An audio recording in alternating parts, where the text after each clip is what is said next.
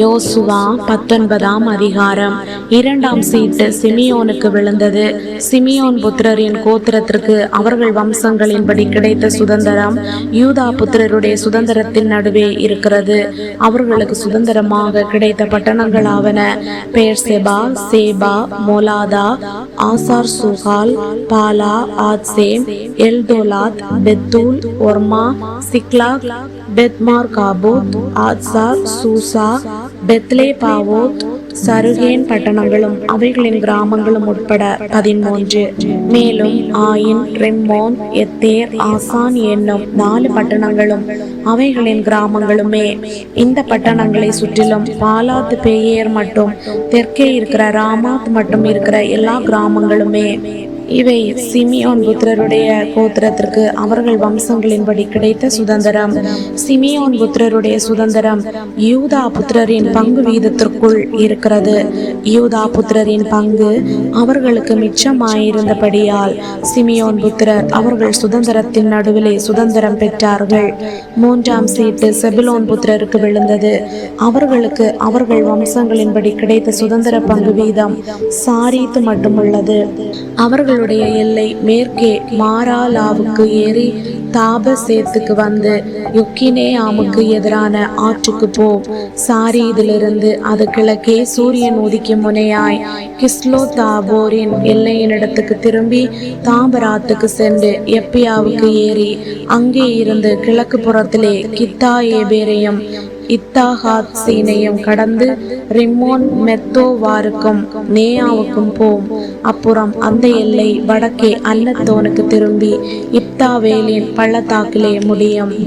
Kattath, நகலால், Shimron, Idalah, Bethlehem முதலான 12 பட்டணங்களும் அவைகளின் கிராமங்களும் செபுலோன் புத்திரருக்கு அவர்கள் வம்சங்களின்படி கிடைத்த சுதந்திரம்.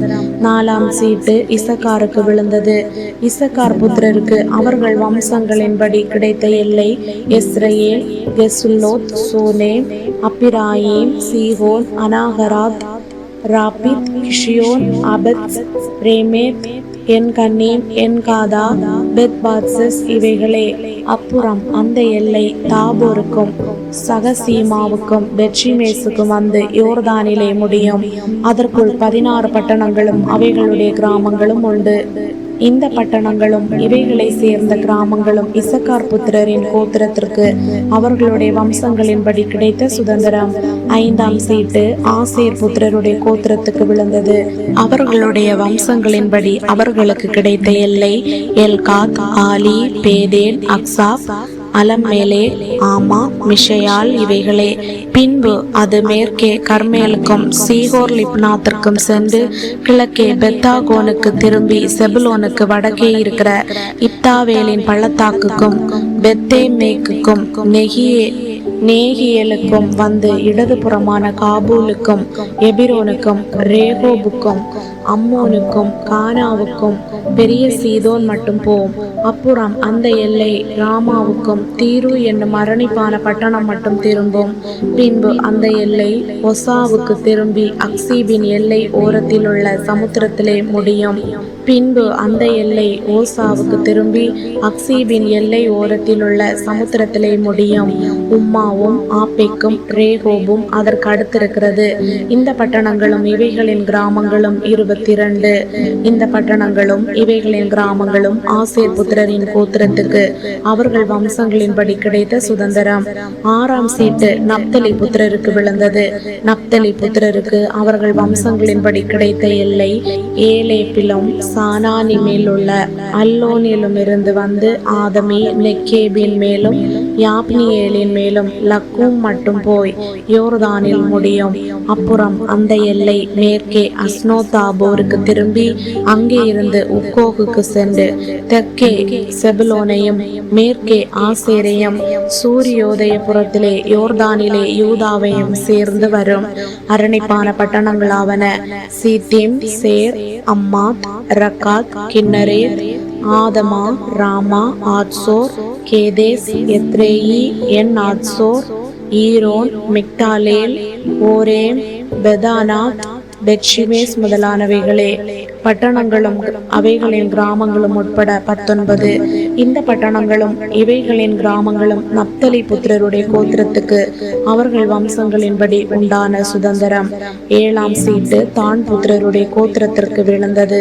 அவர்களுக்கு அவர்கள் வம்சங்களின்படி கிடைத்த சுதந்திரத்தின் எல்லையாவது சோரா, எஸ்தாவோல், இர்சேமேஸ், சாலாபீன், ஆயலோன், எத்லா, ஏலோன், திம்னாதா, எக்ரோன், Eltekeh, Gibbethon, Baalath, Ehud, பெனபேராக், Gath Rimmon, மேயாக்கோன், raccoon என்னும் பட்டணங்களும் யாப்போவுக்கு எதிரான எல்லையுமே.